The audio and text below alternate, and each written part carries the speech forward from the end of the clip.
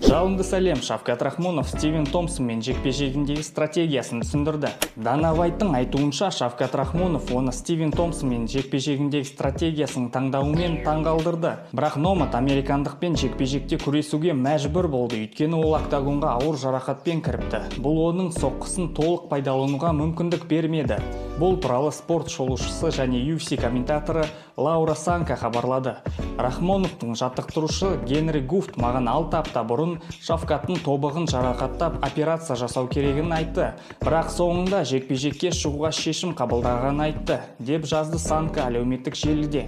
Мен бұл туралы Шавкатпен сөйлестім. Ол шынымен де жекпе-жектен бас тартуы мүмкіндігін қарастырған. Мен одан сондықтан теппедің бе деп сұрасам, ол иә 100% деді. Сондықтан күресу стратегияны таңдауы анық.